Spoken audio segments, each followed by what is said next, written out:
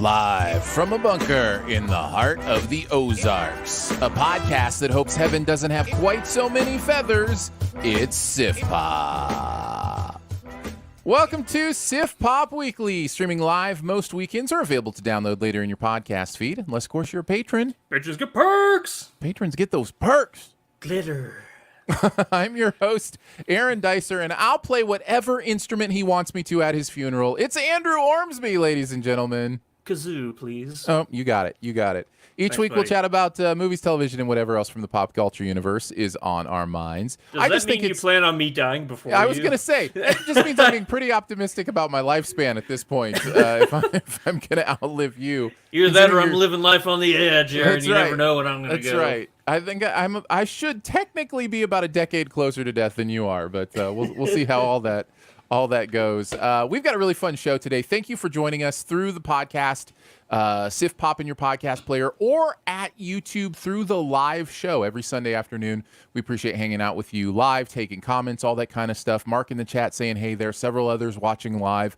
Feel free to throw those comments up in front of us. We do see them and read them and appreciate them.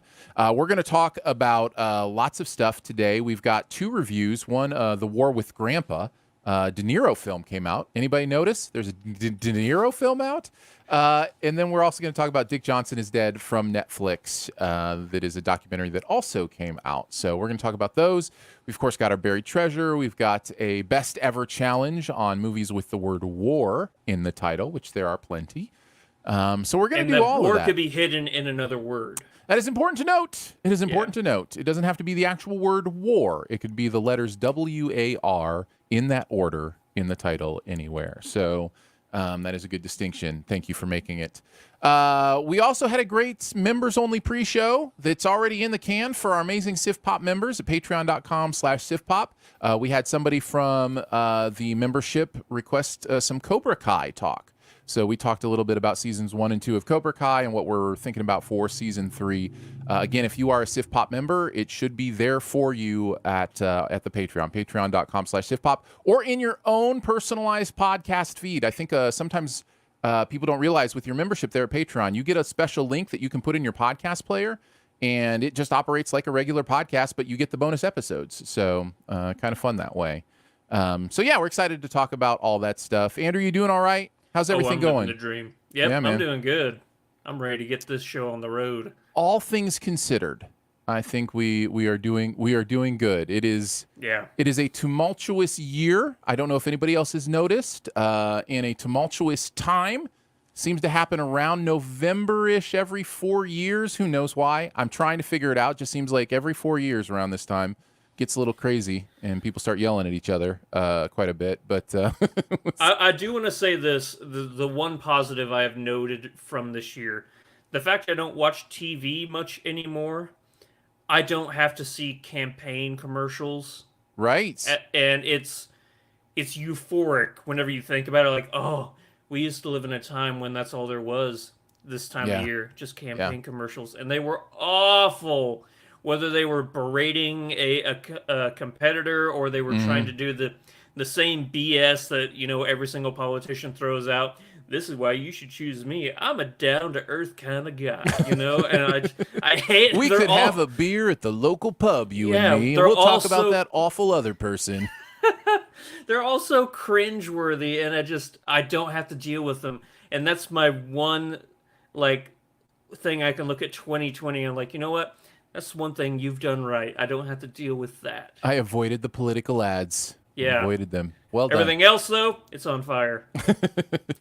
All right, well, let's get into it. We've got a couple reviews to do. Let's kick it off by talking about Dick Johnson is Dead. As her father nears the end of his life, filmmaker Kirsten Johnson stages his death in inventive and comical ways to help them both face the inevitable. This is a documentary on Netflix. A lot of great documentaries coming out this year. I've really been enjoying them. And I'm curious to know how you felt about this one. What did you think, Andrew? Did you like it, love it, dislike it, hate it, or it was just okay? I'm going to go with it's okay. Okay. I'm much higher than you then. I'm on the low side of loved it. I really enjoyed this documentary. I found it genuinely moving, and I really liked the vulnerability of it. I liked I wasn't really bored during it, which I was wondering if I would be. I was definitely engaged. I also thought it was interesting how I'm just kind of going right into some of my positive thoughts. Hey, go for it, man. Go for it. You love it. Yeah, I do. I mean, I do have some issues with it, but overall, I loved how she as a director she was almost doing three things here. And correct me if I'm wrong.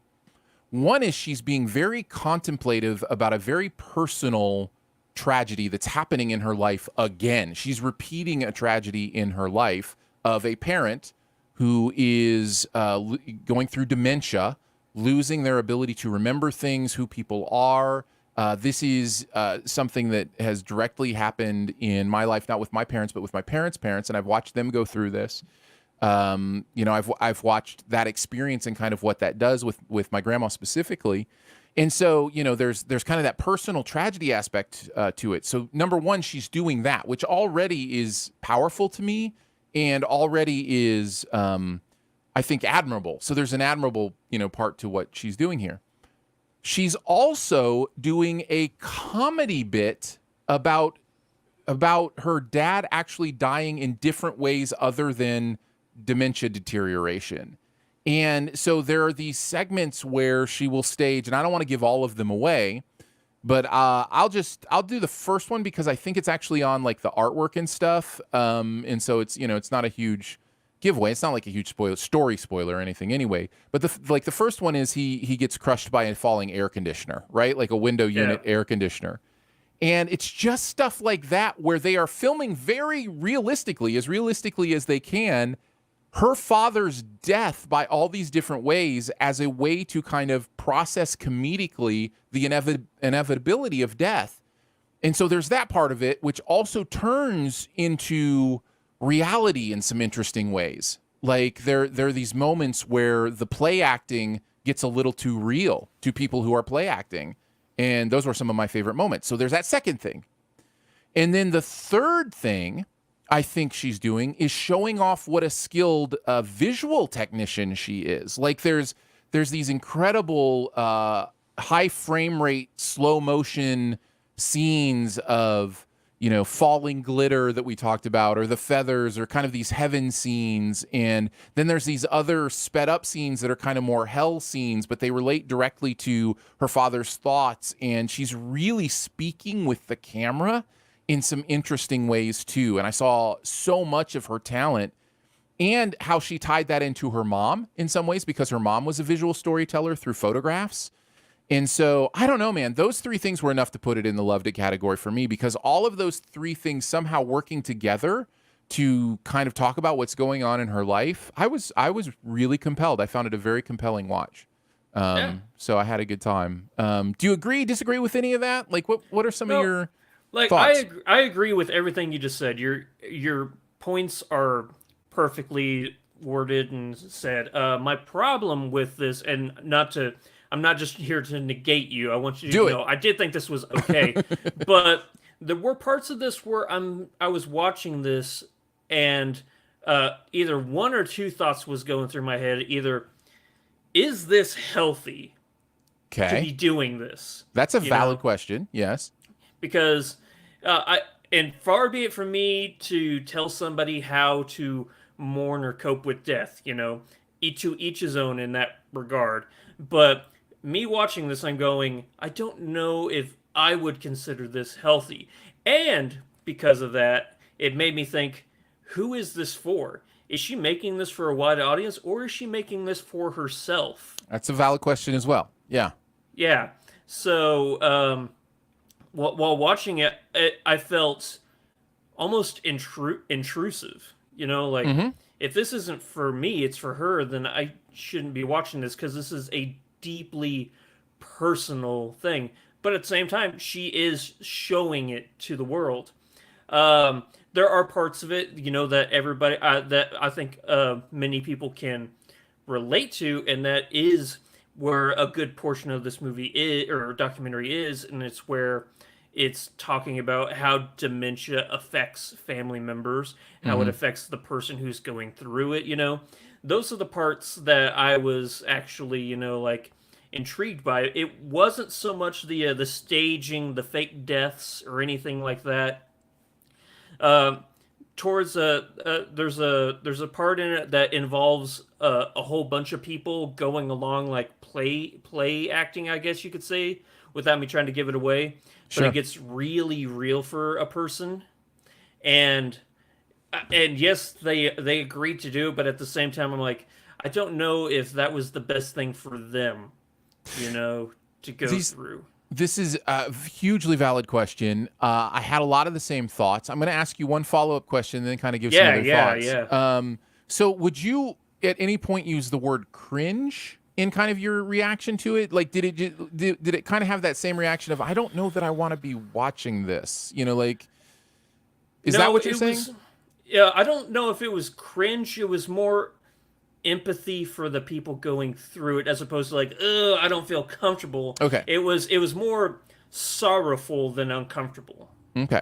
Yeah. Yeah, That makes sense. but I could totally get if somebody said, yeah, this is very cringy having to watch uh, just that particular scene. I think that the rest of it is enough slapstickish that I think it gets away with it. Well, no, no, I take that back because there's a couple scenes where like uh he's walking around and he's Mm-hmm. got like blood on him and stuff, and I'm like, Mm-hmm.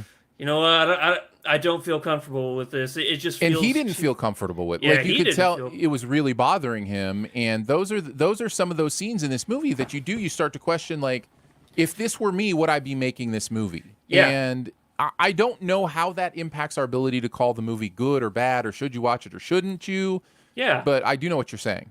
And okay, that I lied. There was actually three thoughts that went through my head while he's doing these scenes, because it's stated in the movie he's a psychiatrist by Yes. trade. That's his job. So I don't know if this was a psychiatrist saying that this is an an abstract or an obscure way of going through grief, or if this is an old man trying to do something that he thinks will make his daughter happy, even though he may not think it to be the healthiest thing. Yeah. You know? Yeah. There is this interesting thing we do as humans, and I'm right there with you, where it's actually one of our best qualities and one of our worst qualities, depending on how we use it. But we have the ability to put ourselves in other people's shoes, and we need to do that more. Honestly, that's what empathy is. And so when you're watching something like this, you do become aware of the "oh, that's okay" syndrome, maybe Mm-hmm. with him, where it's like, yeah, he's doing it because he wants his he wants to please his daughter. Yeah. But is he really okay with it? Like, those are completely valid questions, but at the same time, they're also not our questions, right? Like, Yes. it's not my responsibility to answer that question. It is her responsibility to answer that question, and it is his responsibility to answer that question. And so I think at some point, because we are outside that situation, we just trust that they have genuinely had the conversations they need to have to do Mm-hmm. this. And if they haven't, then there are consequences for them and for their relationship. And so, yeah, I'm totally with you. I think it's a natural human thought to have, but personally, I usually come to the place where it's like, how can I judge? I don't know. I wasn't there for all the off screen. All I'm seeing is what's on the screen. And so, but yeah, I definitely hear exactly what you're saying. I will say as another positive to shift the subject just slightly, although I did have some things to say about that, but I'll get back to it. But I wanted to say this because I'm thinking of it. And I am getting older and having a harder time holding on to things in my brain. I love Dick Johnson. I think he is so precious. I every moment he's on screen, I was falling in love with him. I just his smile, his laugh, the way he interacted with his first college crush was just so cute and sweet. And I to me, that may be the main success of the film, is just showing the life because she even says something at one point. And I apologize again. I will be giving away specific things from a documentary. We kind of toe the line, with spoilers and documentaries a little bit differently. But she does say something about her mom at one point when she shows the video she has of her mom. And the only video she's ever shot of her mom was after her mom had kind of gone through dementia and was already, quote unquote, gone or lost in that way. And so there's this element of what she's doing with her dad that is capturing the lively, fun part of him before he goes away. And that I felt it. I felt that that's what she wanted to emphasize, right? Like I could feel it every time he was on camera, how she was showing me how full of life he is and how fun he is and that kind of stuff. So that was a huge plus for me because I really like him I liked how he was presented as a person, what I got to know of him in this documentary. So that was a big plus for me as well. Yeah. He is a precious, cherishable man. Yeah, and full full of hope and optimism. And there's at one point where she mentioned something about, would you want to die before this happened? And he said something along the lines of, no, I just love life too much. Yeah. And I'm just like, oh, I feel you, man. I love you. Like, I love that kind of optimism and hope. And even knowing you're about to, kind of lose your ability to think, lose your ability to have cognitive clarity. And anyhow, this is a documentary that definitely makes you feel things and think things. And I think overall that's generally a good thing. Yeah. Do you think it's the what would you say? It's the thing where he is a psychiatrist, yet he is so full of life because that's the type of person that has to deal with a lot of dark things, being told to them all the time. And for him to still have that optimism and love and hope for life is just rare. I think that's very possible. I think that's very, very possible. Yeah, I think so. Yeah. The thing I was going to say about your comments about being uncomfortable with how personal it is, I think that's very valid. I will say it's also one of the reasons I love it is because it's so personal. And I think there's a vulnerability. I often talk about this being in the public eye, and you've been through this too, being in the public eye and understanding when people are looking at you, they are judging you. That's just how we are as humans. And people are wondering, what does he think about this? Or why is he sharing this? Or all those kind of things. And I've been on enough radio shows and podcasts and, like content production is part of what I do. I put myself out there quite a bit, but I've had those conversations both within my family and within my co-hosts sometimes to say, how much of my life do I give to content production? How much of who I am do I allow to be seen? And I don't feel a responsibility to be transparent. A lot of times we'll use about the word transparent, like the idea of you can see everything. See this is me, my life, what I think, what I believe. I don't think I owe anybody that. That's not something that I owe anybody to tell them my thoughts on a particular thing, except maybe whatever movie's coming out that week. Maybe I owe you that. But I don't owe you my thoughts on everything. I don't owe you a look into my every bit of my family life, all that kind of things. But I do like to be a fully rounded human being, and I do want us to be this kind of friend, right? It's a different kind of friend. It's not, necessarily somebody, like we said earlier, I go have a beer at the pub with or whatever. But it is a You're friend. You're just down to the earth guy, Aaron. I'm just a down to earth guy. That's just who I am. Yeah. But I do want this relationship between us to be real enough that you can see who I am as a human. So I like to use the word and it's taken on new meaning since The Boys, but translucent. I like to use the word, the idea that I don't have to be transparent. I can be translucent. I can show you, I can let the light shine through of who I am, what my life is like in honest ways, but I don't have to show you the entire picture. I can keep some stuff for myself. In finding that balance was an interesting part of this documentary in a way that really meant something to me that maybe won't really mean a lot to everybody. But there was also that part of it that you're talking about that, resonated with me as a content provider, as a host, as a, public persona at whatever level I am of that. There is an element of that in my life. And so that kind of part spoke to me a little bit too. So that's probably another reason I came away thinking about it quite a bit in that realm. So, yeah, I definitely had a lot to say about this one.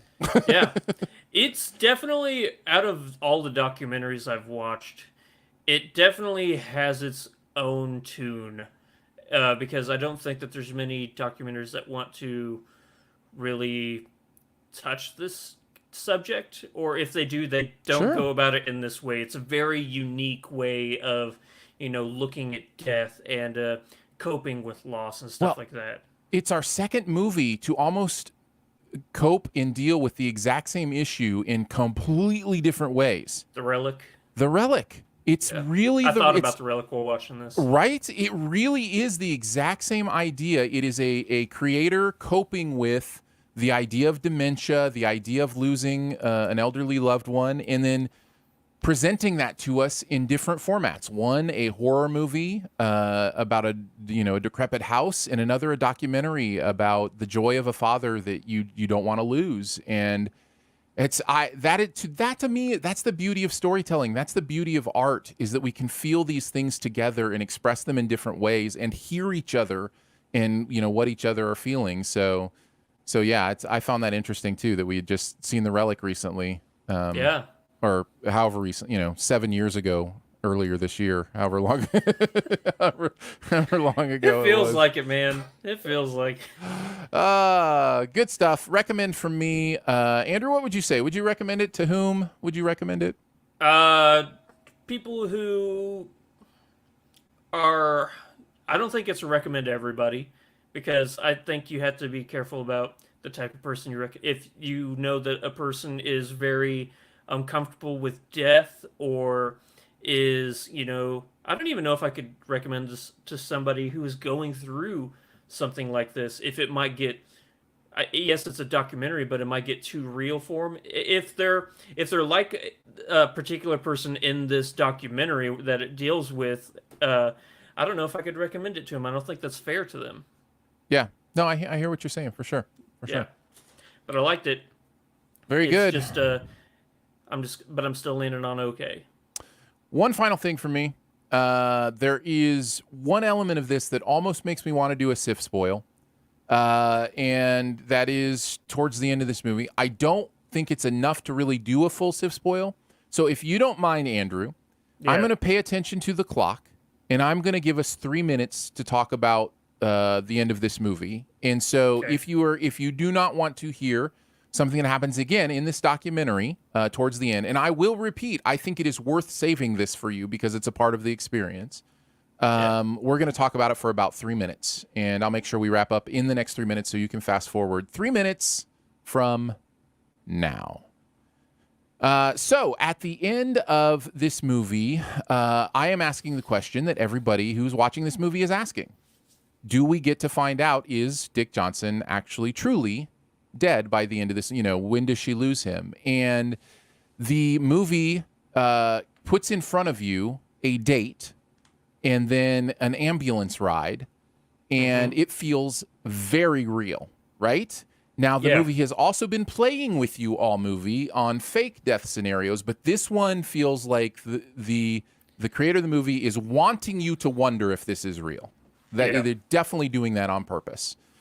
And so it is then making you think and feel things that may or may not be real, which is interesting because, like you talked about earlier, we go to the funeral scene, and for the first few minutes of the funeral scene, we don't know if it's a real funeral or a fake funeral. In fact, I think we're led to believe it's a real funeral. That's where at least the movie is trying to take us. How are you feeling through that? I was because there's a scene earlier in the documentary where it shows him, laying in the coffin and stuff like that. Mm-hmm. And I was like, is it going to be the same coffin? Is he going to be wearing the same suit and anything? So once I saw that it was the same coffin and everything like that, I'm like, okay, yeah, this is part of the previously staged. Me too. But I do think that he's still alive. If you're asking, do I think that he's still alive at the end of this documentary? Yes, because at the very, very end, it shows the born, and then they said like 1932, and then the dash, and it was still blank. Right. So No. I know the resolution of the documentary is that So he are is you still asking alive. if I thought that the ambulance ride was real? Correct. Yeah, I think it was. Yeah. I think it was. I thought it was. I don't think it is now, though. Oh, really? I think that was one of the many ways they staged his death.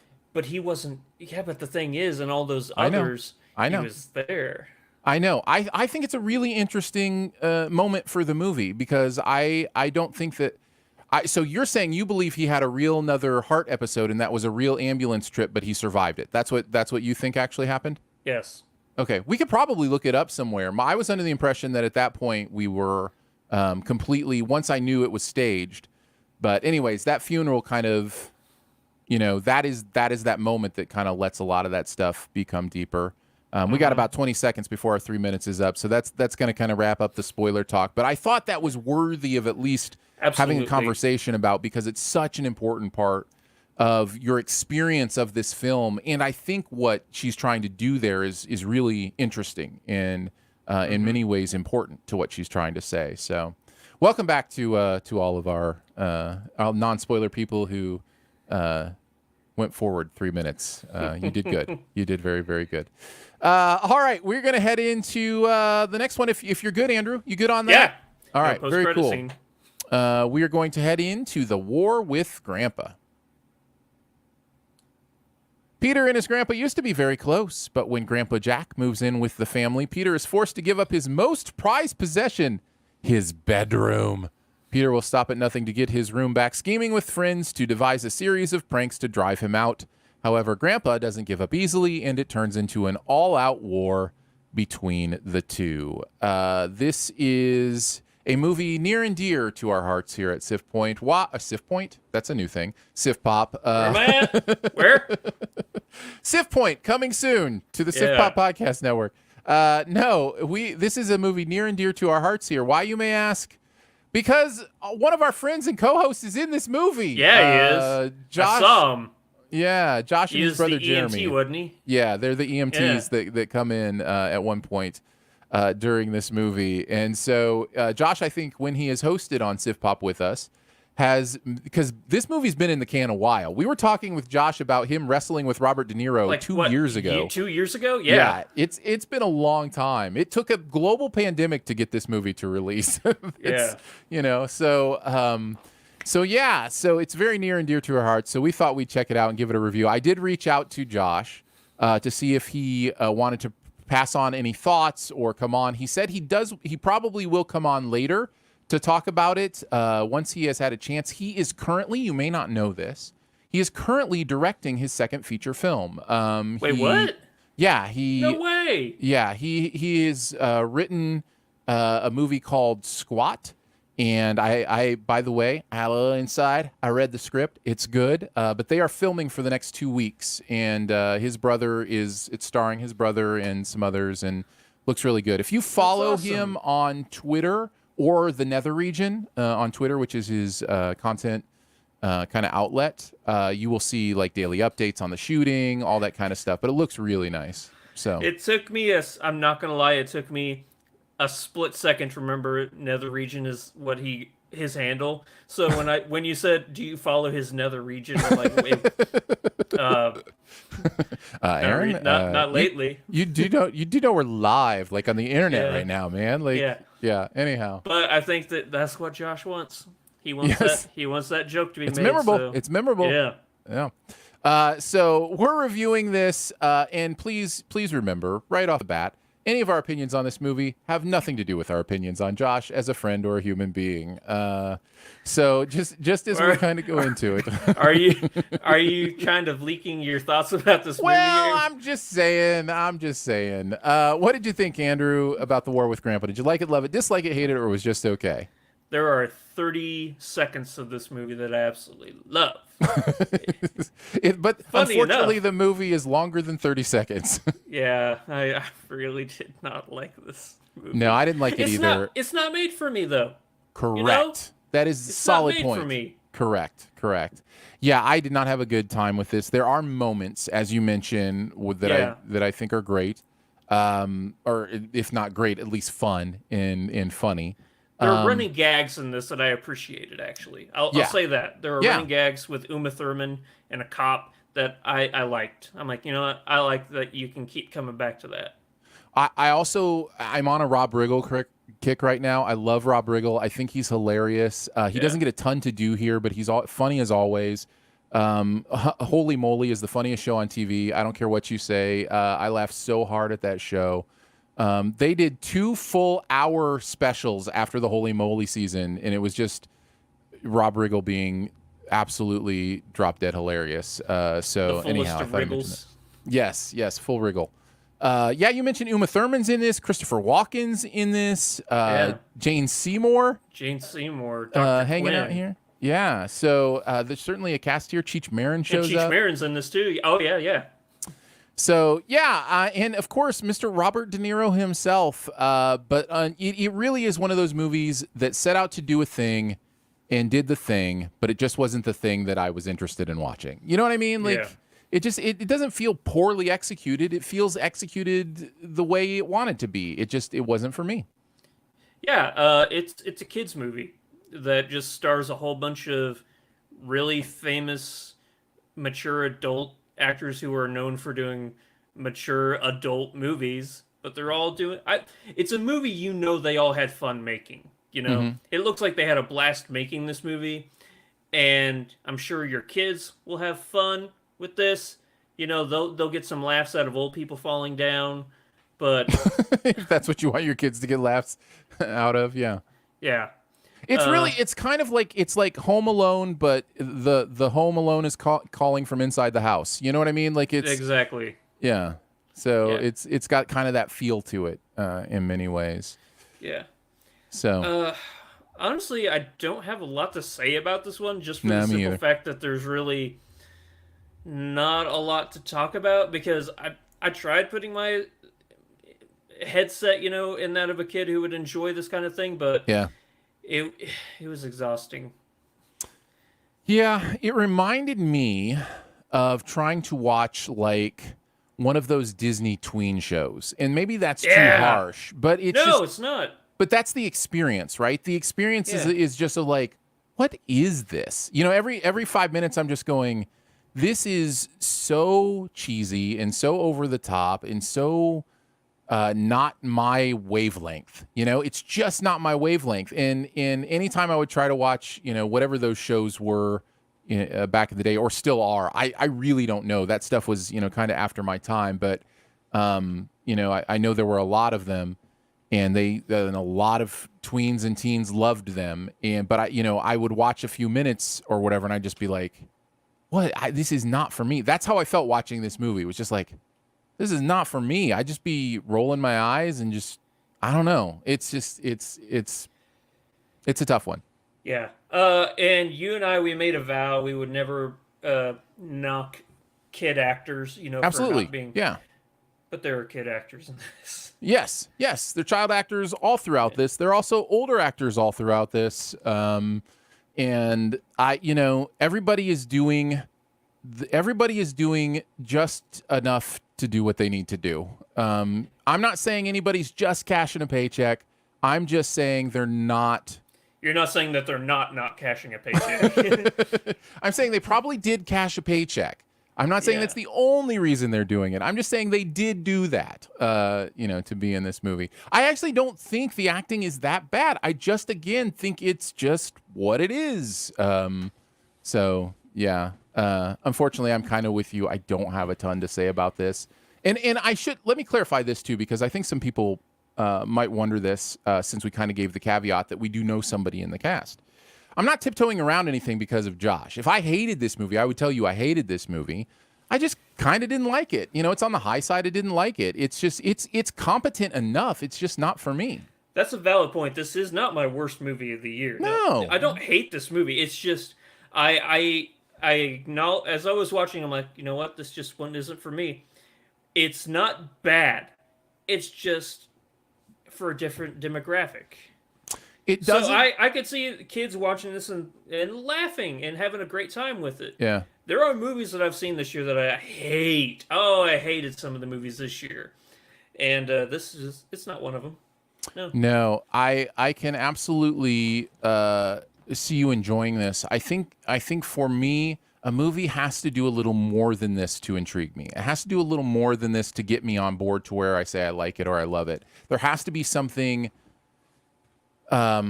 deeper than the surface, and everything here is on the surface. The message is on the surface. It's a message about generations and finding peace within generations. The comedy is on the surface. It's pratfalls and dodgeball, and it's like you said, old people falling down, and it's that kind of humor, all right there on the surface.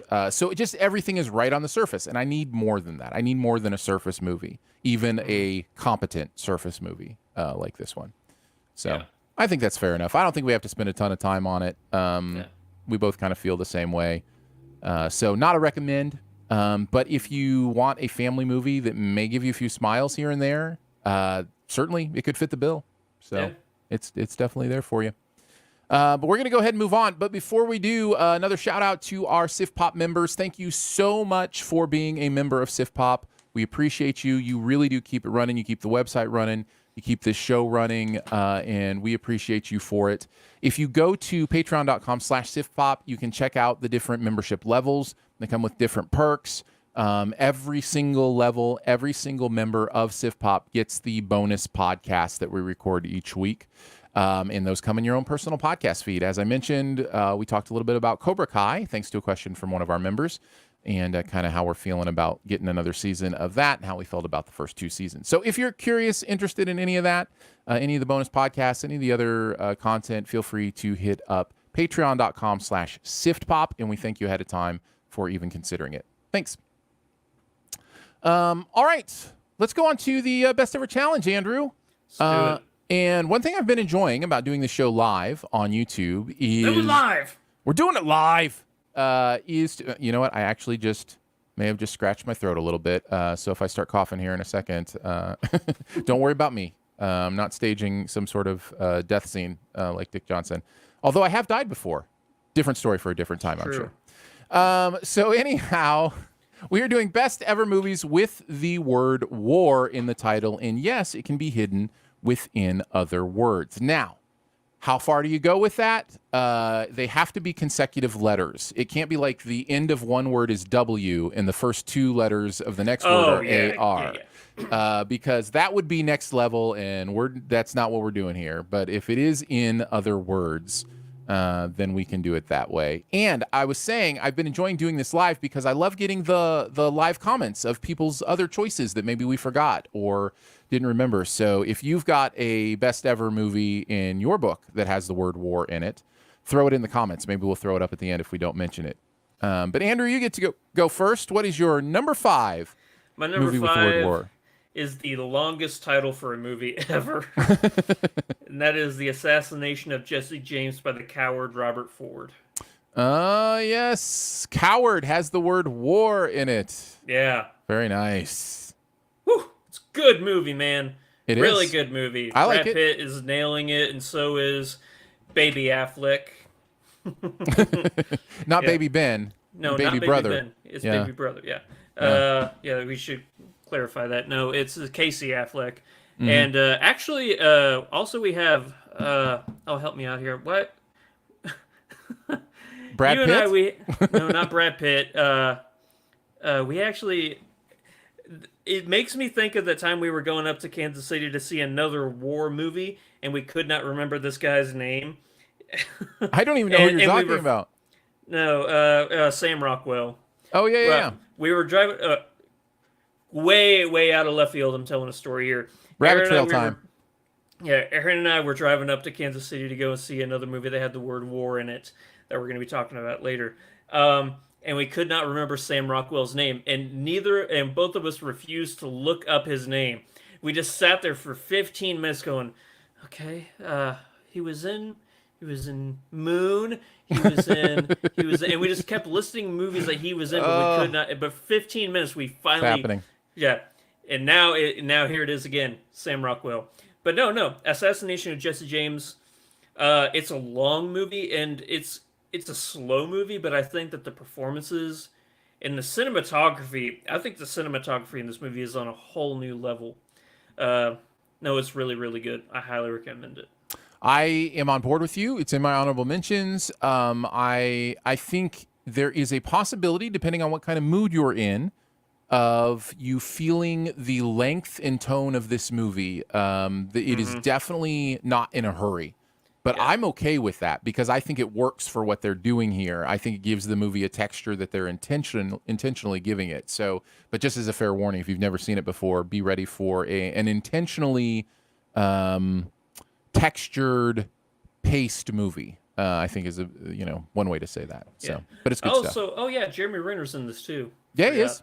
Yeah, he is. All right, my number 5. Since it's my turn, Yeah. that's where I have Spielberg's War of the Worlds. Honorable mention. Yep. I recently rewatched this. I don't know if it would have made my top 5 before the rewatch. I already really liked this movie, and I felt like it was kind of underrated by a lot of people that I talked to it about. Just kind of thought it was, it's okay. It was this, is that, and so I was like, well, maybe I need to revisit this. So I revisited it earlier this year, decade, whatever the last 10 months have been for you. And it was, that joke will never get old, by the way. This year will get old, but that joke will never get old. But I revisited the movie and was blown away again. This is a fantastic tension movie. This is a movie that just grabs onto you and doesn't let go. I think Tom Cruise is perfect for this part. I think the effects in this movie were way ahead of their time. Like, I watch this and I feel like the aliens are attacking and it feels real. It's not the destruction that's just meant like Independence Day destruction or those kind of movies. No. Or Twister, where it's just like, whoa, look at the destruction, how amazing the destruction is. This is destruction that feels authentic. It feels environmentally real, and the reactions feel real. I was blown away anew, and it kind of confirmed for me that this is my kind of movie. And so yeah, I really enjoy it. Yeah, it's Dakota Fanning, Tom Cruise, and I forget who the son was, but they would be walking down the road, and in the background you would hear one of the tripod's horns. Yeah. And it's just like it's a daunting, all-encompassing fear. Like, that's what it is. You feel you don't never feel safe in this. Yeah, world. I think you put your finger on it. There's the thing the movie does is instead of putting the cameras on the destruction, it puts the cameras on the people in the destruction. So there's crazy buildings falling, all that kind of stuff, but the camera's not focused on that. That's on in the background, and often a little bit like out of focus because it's like, so the movie has this great way of putting you in an environment that's falling apart without like forcing you to watch it in a way that, look at these cool effects we're doing. It's just like it feels real. It feels like their world is falling apart. There's that scene where it's right around the Tim Robbins scene where you can see like there's like lights, explosions, over a hill, and the sun is running towards the hill. You never see what's going on the other side of that hill. You just hear it. Yeah. And it's one of the most gripping, tense scenes, but you never see anything. Yeah. No, it's good. It's a great movie. It really is. Yeah, it really is. All right, let's go on to our number 4s. What do you got, Andrew? I love this movie. I think it's an amazing movie. I don't care what anybody says. I will fight to the death for the soul of this movie. I'm going with the 13th Warrior. Oh, nice. I love this movie. Yes, I understand the cringiness of casting a guy named Ahmed to be played by Antonio Banderas. I get that. Him playing a Middle Eastern Persian, from what is this, like the 15th or 16th century. I Mm-hmm. get that, and how everybody else in this movie that is played by, portraying a Norseman is actually from Scandinavia. I get that. It's really apparent, and but everything else in this movie, the score is out of this world. I think that the use of practical effects and huge sets with hundreds and hundreds of extras is Mm-hmm. incredible. I think that it's supposed to have like a big scale to it, and it's McTiernan, so of course it is, and it's based off a Michael Crichton book, which is based off actual events. So yes, you got to give it some levity as far as historical accuracy, but it's such a brilliant movie, I think, and I a lot of people don't appreciate it as much as I do, but I truly, truly love this movie. You speak your truth, man. Yeah, You've got the platform. You speak your truth. and I'm doing it, man. It's a hill I'm Honestly, dying on. honestly, I have nothing to say that would negate what you said, but that's only because I don't remember a thing about this movie. I'm sure I've seen it, but it's kind of one of those experiences where I don't remember. So, but Yeah, man, you go for it. You tell him. You tell him, Andrew. it's a great movie. My number 4 is Warrior. Trap. All right. I guess we're trumping Warrior. I guess that means we're on to your number 3 then. Yep. All right. What's your number 3? Warrior. Well, that took forever. I just talked about 13th Warrior, and I'm gonna be coughing because I'm laughing. Yeah. Why don't you just gush all over Warrior and tell people how it's one of the best sports movies of all time? It really is. And it's interesting for me, too, because if you know anything about the major differences between Andrew and I, one of them is our enjoyment of contact sports, like boxing or mixed martial arts. Andrew loves Yeah. that stuff. I don't. And it's just, there's something about me that doesn't like watching people get kicked and punched. I just, Yeah. there's a violence to it that's not appealing to me. I do want to say though, I know what you're gonna go with this, but I do want to say that's not why I love this movie. Oh, no. Yeah. Yeah. Okay.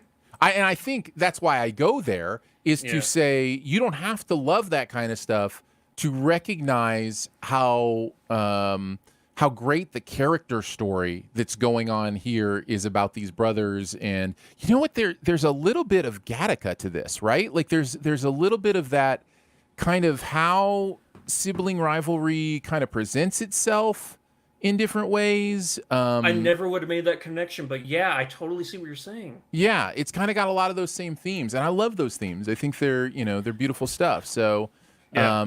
so yeah, I really think it's done well. It's presented well. It definitely is a captivating film.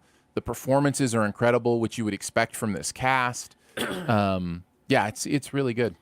I like how outside of the ring, every single person is fighting their own battle. You have Tom Hardy who's fighting, PTSD, and what that means. You have Joel Edgerton who's fighting the war of, I guess, poverty, I guess, Hmm. but to keep a roof over his family's head. And then you have Nick Nolte, who I think is given the best performance in this movie, by the way, who is given the battle of, addiction, trying to overcome his war with addiction and trying to win his family's love back. That for me, Nick Nolte alone is why I think that this is one of the great. It's in my top 100 movies of all time, by the way. Why I think that this movie is elevated to something more than just a fight movie that you would see. Not that I'm saying that fight movies are bad, but they all the great fight movies. You look at Rocky. I could just list them all, but they all have something else to say besides fighting. Look at Creed. Creed is one of the best fighting movies of all time, and it says a whole lot more than just outliving your father's shadow. It's Yeah. they all have something amazing to say, but I think Warrior is on another level because it's all within the realm of fighting something outside of the ring while also being inside the octagon, I should be saying. Sure. Yeah. Yeah. Yeah. Good Yeah, stuff. it's a great movie. Very nice. So your number 3 now? My number 3 is not one of the first movies you'll probably think of when you think of the word war, but it is in there, and it's Onward, Pixar's most recent release. We've talked about it several times. Reviews fairly recent on this. What's that? It was on honorable mention for me. Oh, okay, cool. Yeah. Producer Phil in the comments said, "I love it when one of the guys has a movie in his top 5 that's not even on the others' honorable mention list." I think he's referring to the 13th Warrior, since I didn't have that on my honorable mention. Oh, do you send Phil your honorable mentions? I don't. Oh, well, there you go. There you go. Onward is absolutely great, and it is, I think, lost a little bit to the beginning of this year, and everything that was going on around its release. I totally understand that. But talk about dealing with sibling themes and brother themes. That is kind of our theme, the last couple movies here, but this does it in a really, really not only fun way, but meaningful way. And boy, do the tears flow, when I watch this movie. So it has a lot of personal meaning to me in other ways as well. But yeah, I really dig this movie. I think it's a ton of fun and very meaningful. Has your love for this movie grown since you first saw it? 100%. Yeah, and I loved it when I first saw it, but I've watched it maybe 4 times now, maybe 5, and every time I love it even more. Something that I noticed, because we talk about this movie quite a bit recently, we keep forgetting to mention how funny this movie is. It's so funny, yeah. It's so funny. Oh, it's the prop humor in this, with the dad, the top half, and the stuff with the van, the galloping van, the galloping van. Yeah, there's a whole bunch of, or the dragon at the end. There's a whole bunch of stuff on top of the brilliant emotional stuff that you get out of this movie. But I think that we have done a disservice to not mention how funny this movie is. It's great. It really is. No 13th Warrior, but it's great. All right, what's your number 2? This is where I have Infinity War. Yeah, I'm going to have to not trump you, but tie you. We both have this at number 2, apparently. So, yeah, let's talk about it. What do you got? I think it's the best MCU movie. I think it is. Oh, okay. Yeah, I know the first Avengers will always have a place in my heart, and Endgame is a spectacle. It's something to, when you see it on the big screen, it's a whole bunch of, oh, I can't believe this is finally happening. But I think Infinity War has the most emotion behind it, and the fact that it's not an Avengers movie, it is an Avengers movie technically, but it's a Thanos movie, and it's the journey of him trying to, it's going to sound awful, but let me get through it and you'll see it'll make sense what I'm about to say. What he's saying and what he believes, about, ending, he's doing what he's doing because he believes it's right, and not right for a bad reason, but right because he thinks he's helping, and that's what makes it so interesting to see somebody whose view of what, compassion is and sacrifice, is what he believes for the greater good.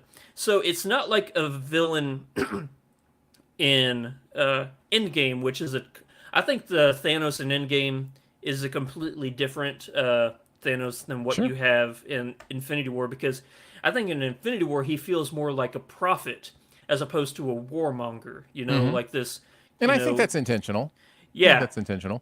At the very beginning of Infinity War, he takes off, like after he beats up the Hulk, he takes off all of his armor, and he never wears that armor for the rest of the movie. He's just, a bare, being who is just like, I am done fighting now. Now is the time for me to help you, Right. There's a lot of, emotional punches, and there's a lot of, great dynamics between different characters. Initially, when I saw this movie, I hated the interactions between Doctor Strange and Tony. Oh, yeah? But after watching this movie hundreds and hundreds of times, I get it now, because I thought that it was, I didn't like initially how it was, too overconfident, cocky, brilliant minds going at it. But now I understand that it's needed, that conflict, because if they had worked together cohesively from the beginning, it would have been a completely different movie. But it's that conflict and not being able to see the bigger picture that leads to, you know. Yeah, I do know. You do. I do know. Because the movie happened. I agree with everything you said. Other than I'm not sure it's my favorite MCU movie, but it is definitely up there. I think it's a very compelling story for me. Instead of talking more about Infinity War, which we've talked about a bunch, I'm going to ask you a question that could lead to a deeper discussion, but we're going to cut it off and make it quick. Okay. Do you think the way it appears that Marvel and DC, for that matter, are embracing the multiverse, is this going to make the MCU movies better or worse, or is it going to stay the same? Multiple choice. Instinct. I am going to go with stay the same, but in a different way than what I think you might mean. It's not going to make it better, but it's not going to make it worse. But I think that there's a level of greatness to the MCU movies right now that the multiverse is going to add. What I get by that, what I mean by that is the addition of Fantastic Four, the addition of mutants, the addition of all that greatness. But I think the level of excellence that a lot of these MCU movies have is going to stay the same, if that makes sense. I think I'm with you. I think what makes the team up aspect of the Avengers, which by the way, a cinematic universe, they basically pioneered it. Is the understanding of the connection of the movies in the content already. And so since you're already hitting that out of the park, as long as you keep doing that, you can figure this other stuff out. There is an aspect of concern to watering it down possibly because now with the thing is multiverse, kind of like time travel, is a get out of jail free card. We can have Robert Downey Jr. as Tony Stark again, it's well, there's something to talk about there in the news recently. So yes. So anyhow, have you heard about that? Yes, but we're gonna shut this down now. I just wanted to kind of get your initial instinct, and I think I'm right on the same page with you. Okay. So what do you got at number one? Do we have the same number one? Mine's not in a universe, but it is in a galaxy far, far away. What is your number one? Empire Strikes Back. Oh, there's no war in that. Star Wars. Yeah, Empire Strikes Back. I mean, fine. Okay. Yeah, it's a good movie. I've heard of it. Okay, here's the question. Did you count Star Wars as, did you think using Star Wars would be cheating if you could just pick one? Yeah, the only one I would have counted in my mind was actually Star Wars. Because the Star Wars : thing was added after the fact. So yeah, but it's fine. Everybody knows what you're talking about. Yeah. So that gives away my number one, and we can talk about them together. But my number one is Star Wars. So I do enjoy the War of the Stars. Yeah, I'm right there with you. It's so what is it? Okay, here's a question for you. If you would have opened up Star Wars to the colon, I guess you could say. If you would have opened up your colon. No, what? Yeah. Wait, what are you saying? Would A New Hope still be your number one, or would you choose something else? This is the question, isn't it? You could go to my best movies of all time on my letterbox and answer that question in that way, if you wanted to. But that was put together, 10 months ago. So things change, feelings change. I know this might hurt a little bit, Andrew, but Last Jedi may be my favorite Star Wars movie right now. So yeah. So I don't know that it would have been either A New Hope or Empire Strikes Back. Of the two of those, probably in the same way, I think Empire Strikes Back is a better movie. In the same way, I think Last Jedi is a better movie. I think they're doing more. The themes are a little bit deeper. They're not just doing, space battles and lightsaber fights. They're doing something extra, and I like that. So okay. Yeah. You live your truth. And, That's right. Yeah. I'll express my truth. Yeah. If I'm going to put 13th Warrior on my top 5 list, you can have Last Jedi.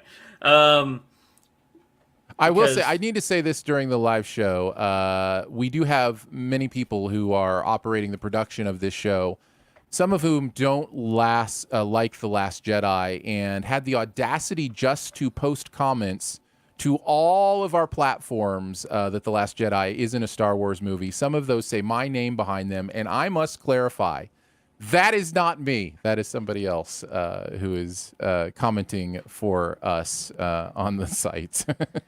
Do they share the same first name as me? They might.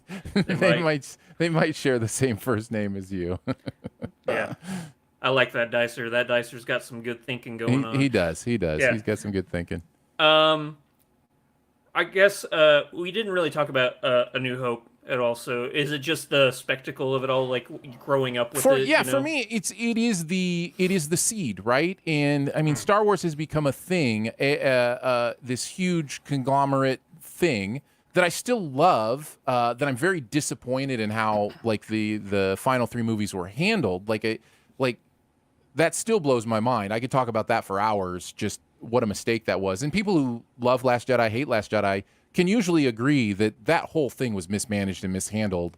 They should have never gone into it without an overall plan. That's just the thing. They should have had somebody like a Feige who knows what's going on, knows where it's going, knows the overall character arc, and then let the directors play within those beats. Instead, they let the directors decide where to take the story. And because of that, Rian Johnson thought he was taking the story somewhere, from Abrams, launching off that.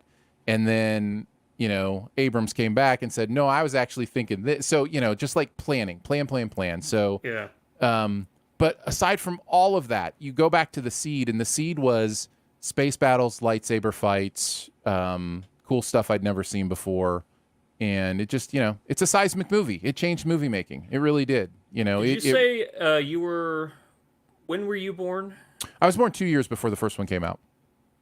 Okay. I was born in 75. I think the first one was 77. Okay.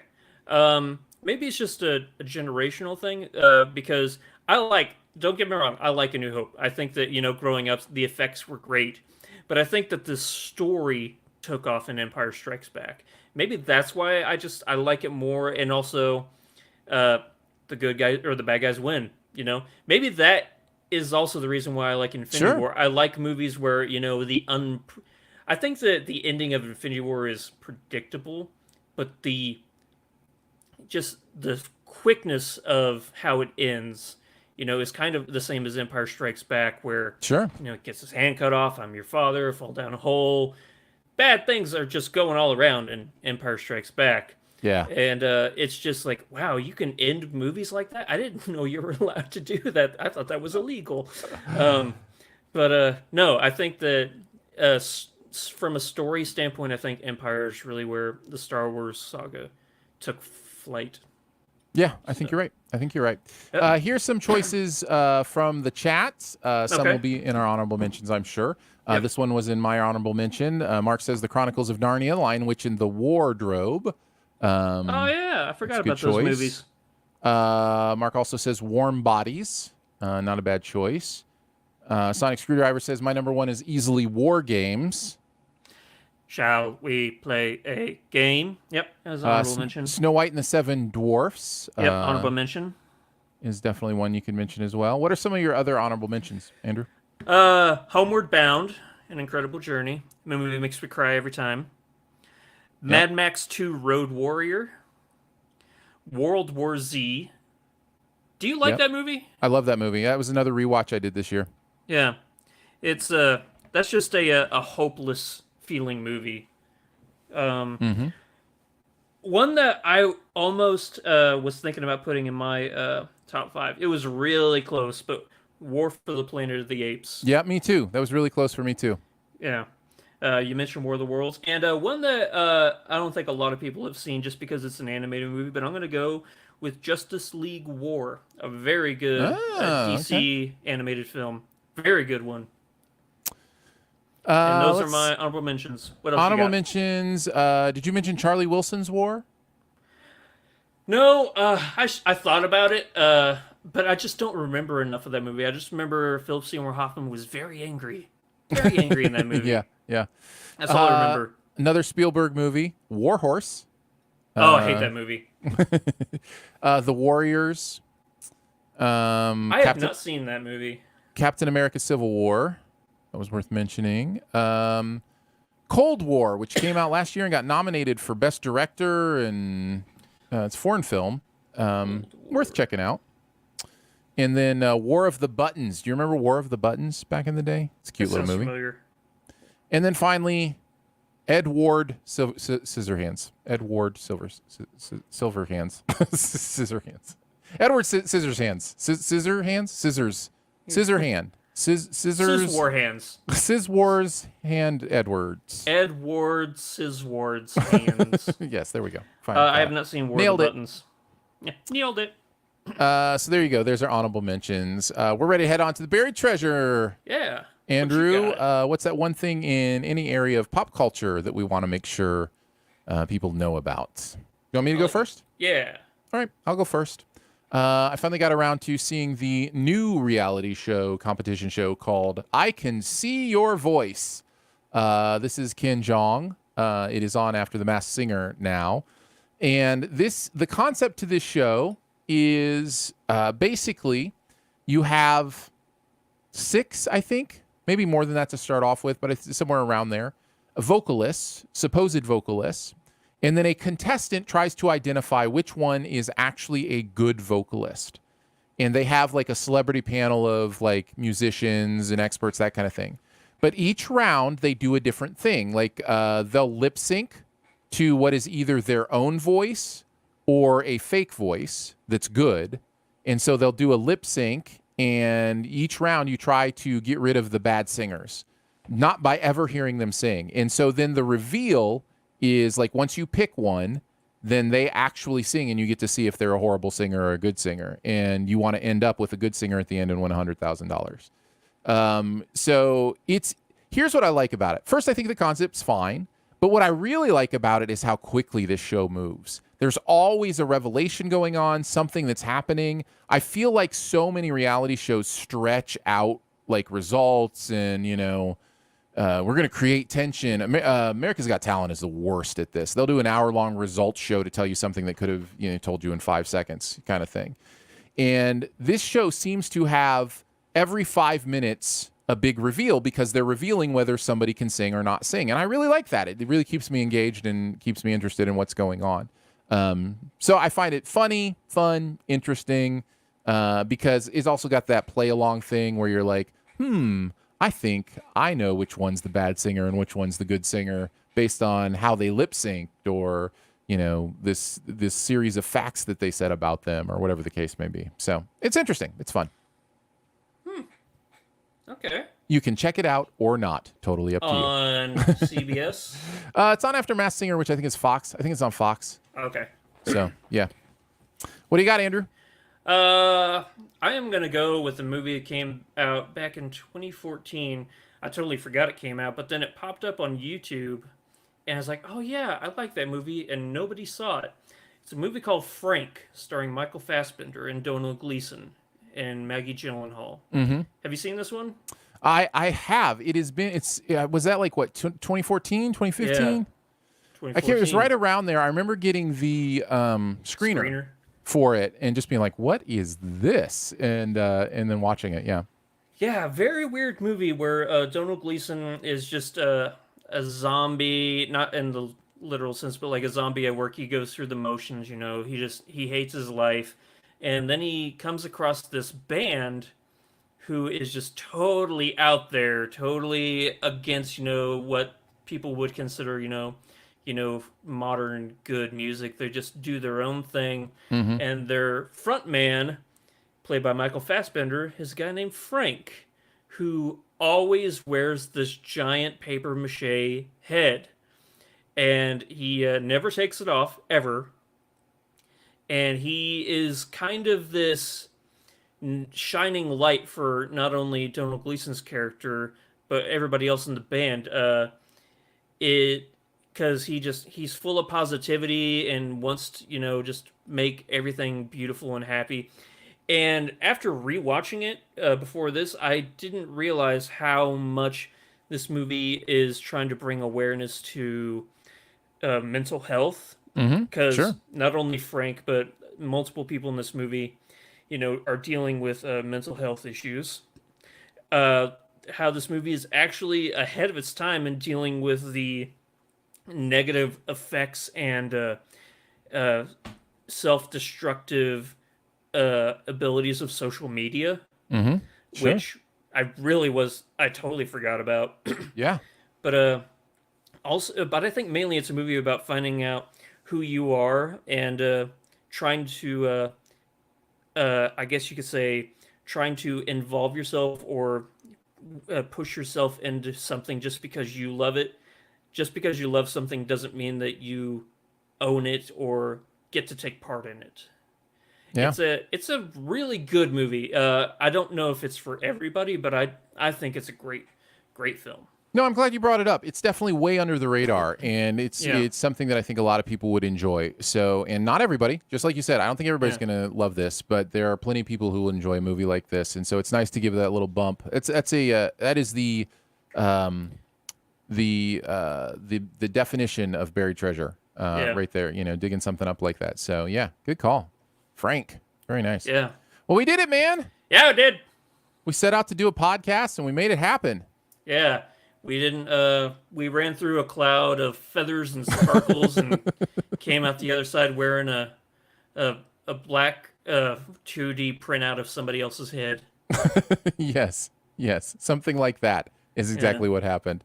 Thank you so much for joining us today for SiftPop. It is part of the Studio DNA Podcast Network. You can find out more about other shows on the network at studiodna.media or by searching Studio DNA in your podcast player. Huge thanks to Andrew for hanging out today. Thank you, buddy. Thanks to Phil for producing the show. Thanks, Phil.